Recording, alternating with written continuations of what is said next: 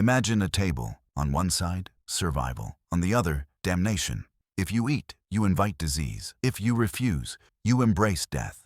This is the table humanity has sat at for centuries. And across history, some chose to feast. Cannibalism.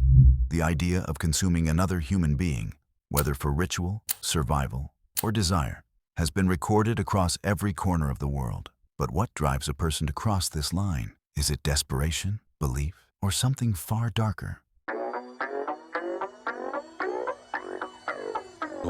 Exploring.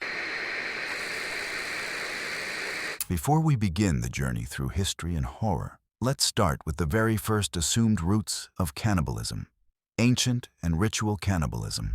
Among ancient tribes, cannibalism wasn't always seen as evil. To some it was sacred. In the Aztec Empire, human sacrifices often ended with flesh consumed by priests and nobles, a belief that eating the enemy gave you their strength, their very essence. Far away in the highlands of Papua New Guinea, the Fore people practiced endo-cannibalism, eating their own dead to keep the spirit within the tribe. But this ritual brought an unexpected curse. A brain disease known as Kuru spread like wildfire, leaving villages devastated. And in Fiji, once called the Cannibal Isles, warriors feasted on rivals as a display of dominance and terror. To them, it was less about hunger and more about power. But what happens when ritual ends and survival begins? When humans face death, cold, and hunger, the shadow of cannibalism returns. Survival cannibalism. In 1846, the Dahmer Party, a group of American pioneers trapped in the snowy Sierra Nevada, ran out of food. As winter closed in, survivors turned to the bodies of the dead. Their tragedy became one of America's most infamous survival stories.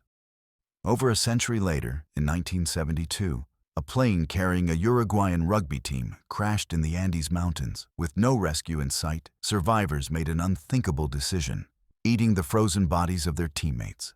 Some called it horror, they called it survival. In both cases, cannibalism was not born of desire, but of sheer desperation against nature. But there is another path, where cannibalism isn't forced by starvation, nor tied to ritual. Instead, it is chosen by minds consumed with darkness.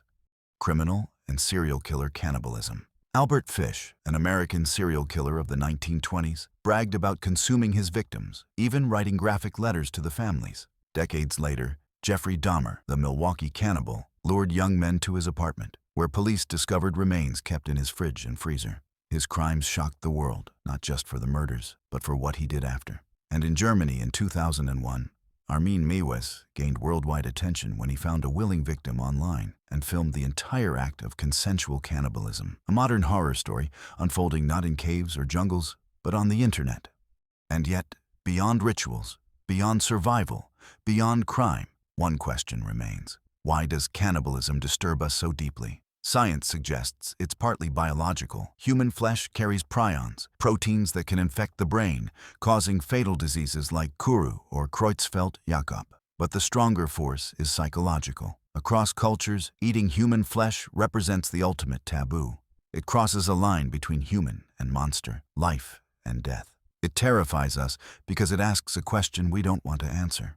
How far would we go to survive? And so, from ancient beliefs to modern crimes, we end where we began, at the edge of humanity's darkest hunger. Cannibalism has followed humanity like a shadow. It is not just a story of hunger, but of power, fear, and the darkest corners of the human mind. So, I'll leave you with this. If trapped with no food, no escape, and only silence around you, would you eat or be eaten?